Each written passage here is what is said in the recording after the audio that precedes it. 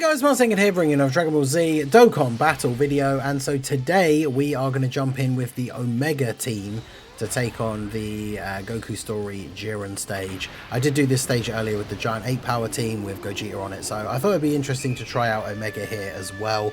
Obviously this is the fight that was one of the hardest once the dust had settled from the 10th anniversary, so I thought it'd be interesting to try this guy and his team out here. Annoyingly, as with most of the difficult events now, apart from the Part 2 GDC special battles, it's another event that does have rotation locking, which is super annoying. Now, one good thing about this event, specifically for this team, is that unlike the Rose and Zamasu fight, our domain doesn't buff the enemy when we eventually get to the point of using it. I'm not going to use it straight away, because obviously the fight can go on a little long, and we want to make sure we've got it up at the end so we can do as much damage as possible. Plus, even though it buffs our team, it buffs the damage that you do to superclass enemies. So straight away in turn 1 we're fighting Pagamo, who is an extreme unit, so it's kind of pointless to get it active now anyway. But either way, we got Omega, we got the free-to-play Nova. My Omega is of course 55%, Nova is rainbowed, both full level 10 links now.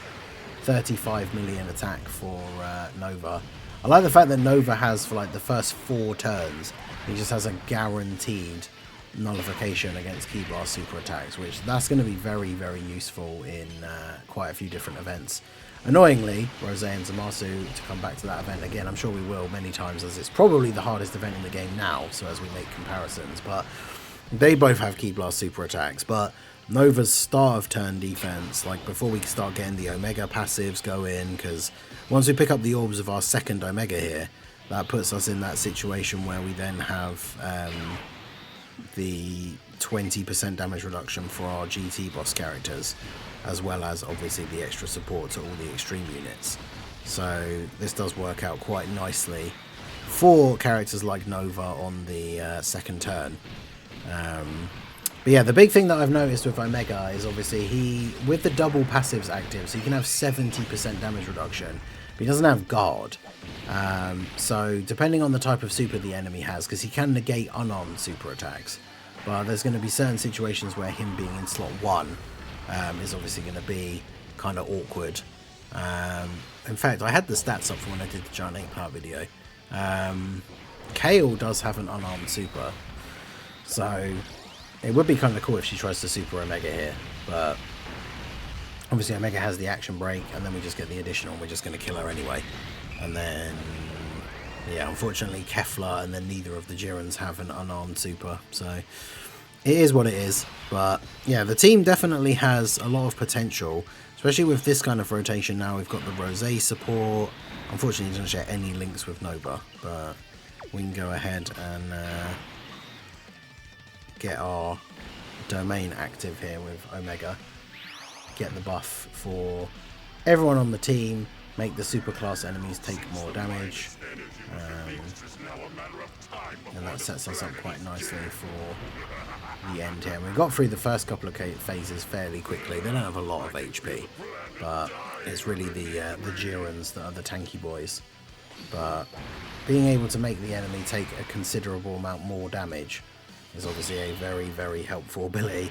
So we get the buff here, so let's go ahead and grab these. So 55% Omega starting out without big bad bosses at 774k. Yes, it's interesting, the Shadow Dragon links and stuff. The actual Shadow Dragon link itself is 20% defense, so you can see like his defense doesn't actually change if he loses all the Shadow Dragon links but gains big bad bosses. So ideally, like, we'd want him in the middle. This is why the upcoming EZAs are going to be so important for Omega's team, right? Because, like, the Int Battlefield LR Shadow Dragons, the Tech Sin, like, if those 2 EZAs are really, really good, that's going to be a massive buff for this guy to have these characters that have the Shadow Dragon links. The Int Shadow Dragons have big bad bosses, and they're a support unit. So the rotation of them next to him is going to be pretty crazy. Nova, of course, 44% buff that carries over, and he has the domain buff now. So we saw him hit like 30 odd million in the first turn. 62.9 the free-to-play LR Nova, and then the additional basically 40 million. Jeez. So, and then he actually got the additional as well. So bro basically did like 150 million attack stat worth of attacks. Free-to-play LR, by the way. It's pretty good. So we're already at Int Jiren and we're on turn 4. That's it's pretty good. So let's see. This is where the rotation locking comes into play though, so this is where things could get a little bit awkward, but let's see what we get. So don't lock baby in slot 1. Okay, Omega's locked in slot 3, which is annoying, but I guess it is what it is. I won't use Rosé's active just yet. Baby's safe from actually having to get hit, which is good. So I mean, at least we got big bad bosses, we've got GT. But yeah, not ideal having to float off the Omega here, but Rosé in slot 1 should be fine. At least he's getting big bad bosses active from Baby as well. He does get sealed though, which is a shame.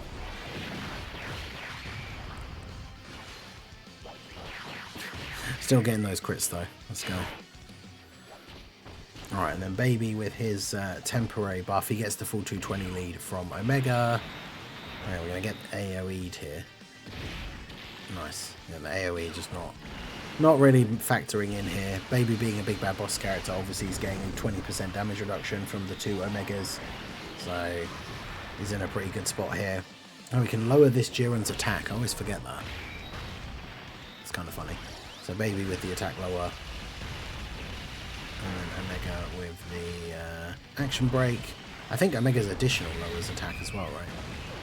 Yeah. So that's pretty good. A couple of attack lowers in there. Nice crit. Alright, so the next rotation is actually fairly good as is. Although I guess technically we kind of need to float off we need to float off the Omega now because we've lost the one from the other rotation. But if we do that, we lose big bad bosses here. So maybe we don't do that. Keep you there. Because Omega gives defensive support to all the extreme allies, but obviously he's only giving the damage reduction to GT bosses. So he doesn't give the extra damage reduction to full power Frieza.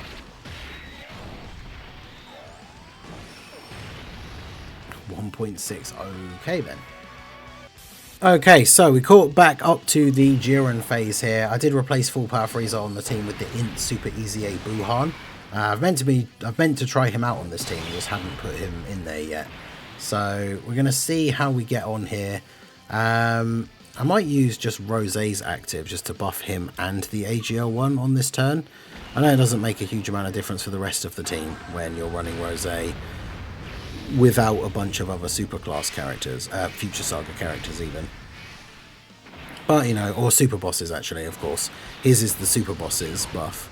But yeah, Omega being in slot 1's not necessarily the end of the world. It is my 55% ones. He's at 400k. He's got 70% damage reduction. He does have type advantage. I wonder, I don't know how much damage he would take, because Jiren supers for like 6 mil. So, like, Jiren do be hitting quite hard. 54k. I mean, there you go. So that's pretty good. Type advantage obviously helps. The fact that he seals is really annoying, but I guess it is what it is.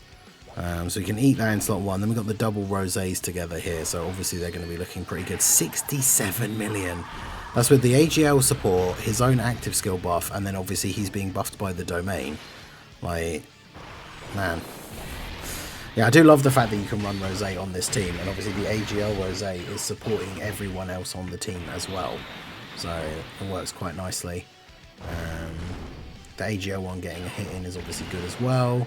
Get his attack built up a little bit. He's at 54 million. Jeez. Yeah, he's got to get some hits in order to be like really good, this AGL Rosé. But man, with all these buffs, because he's getting the buff from the STR Rosé active as well, and the domain, like, that's crazy. Considering the support that he gives and everything, and he greatly raises defense on each super. I know he's not getting hit here at the end of the turn, but that's very, very good. Alright, so we got lucky with the attack placements here. So we don't have to worry about like someone like Baby getting absolutely destroyed in slot 1. So we just go ahead and do this. This is the Rainbow Friend Omega. We have Big Bad Bosses active, so he should still be fine. Same as mine. Yeah, he takes double-digit damage, basically. It's pretty good. And then obviously Buhan will come in with the... oof. Yeah, Buhan, the AoEs, I guess, are his only real weakness. But Buhan going to come in now with the 34 mil. Buhan's definitely a good unit for this team. Healing with the orb pickup is really helpful. And then we've kind of managed to keep our rotations like sort of the way we want them together without worrying, like without the rotation locking having caused a huge issue. So that's pretty good. So we'll do that, and then we'll grab these for you.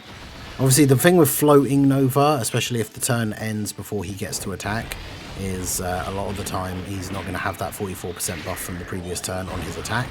But he still puts out some pretty crazy numbers. Look at that, Rosé tanking Jiren Super for double-digit damage. That's pretty crazy. That temporary buff from the active skill obviously goes pretty hard. AGL Rosé still has that on his next appearance as well, which is good.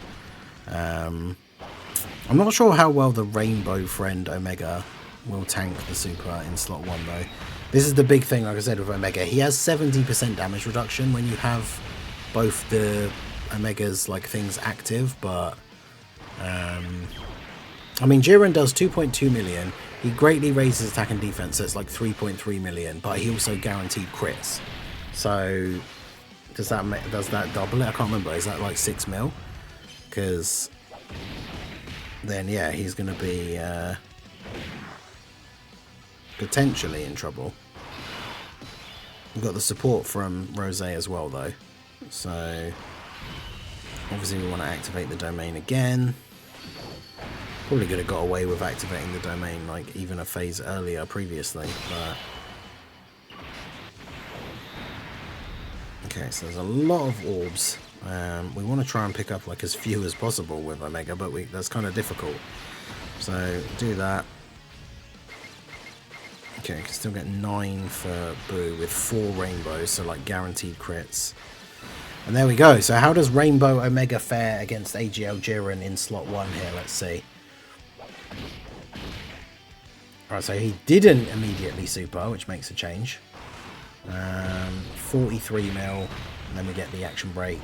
Really helpful if the first attack after this from Jiren was going to be a super. Because, get that out of the way. Buhan 40 million here, the support from Rosé. Yeah, it's pretty good. We've got the 4 rainbow orbs, who's getting guaranteed crits as well. So yeah, big damage from him.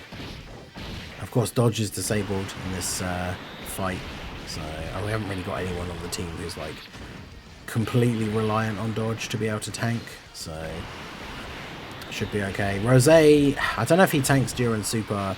Obviously, if he takes 2 hits first, then he has like 70% damage reduction, but he needs to actually get hit a couple of times first. So there we go. Right, he really waited until the final attack of the turn. Well, at least he hit Rosé twice first. Damn, doubled it. Yeah, that's so good.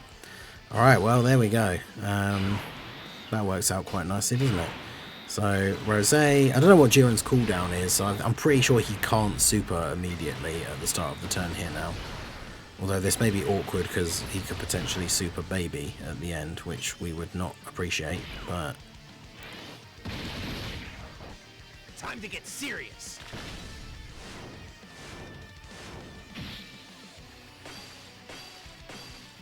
Okay, hit the nodes for Rosé. Get the Dokkan attack here. 46 million attack.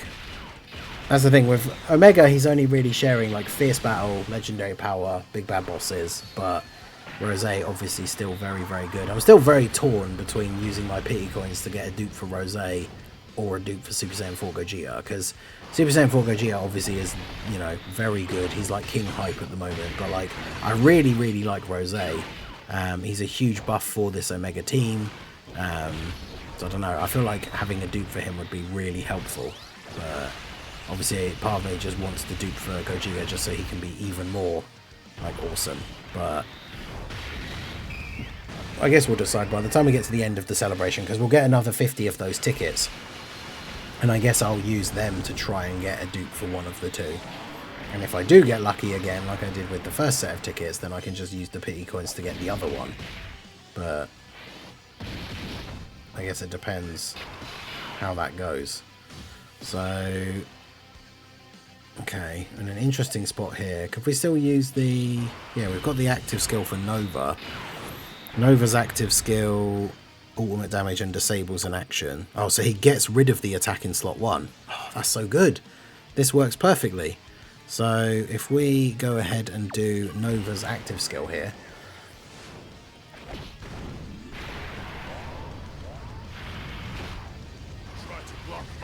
Try to block my ultimate attack. Bro looks unhinged. Burning spin. Alright, so we get a crit, which does pretty decent damage, and we get the action break, but that means that Omega is now free to attack in... There's only that one attack in slot 1, so Omega's now free to attack in slot 1 without having to worry about taking any damage from like a big super attack. And so there we go. That should be GG for Jiren. So, I mean, obviously, you know, jumping into this event, it is now a little bit older, right? The 10th anniversary events were the toughest for a little while. The GDC special battle has brought us some really difficult fights. So it's not like, you know, this isn't one of those flex runs where it's like, wow, look how good Omega is. Like, we beat Jiren, the event from like 6 months ago. But, like I said, when the dust had kind of settled from the anniversary, this was one of the hardest fights in the game. Having a rotation locking phase and then a dodge cancelling phase, like, it could definitely be very annoying. I think that's my fastest time, yeah, by almost half. So that is pretty good for the Omega team. So let me know what you guys think down below in the comment section. How good do you think Omega is? Where would you rank him among the other 3 LRs from the Global Dokkan campaign? Let me know all your thoughts down below in the comment section.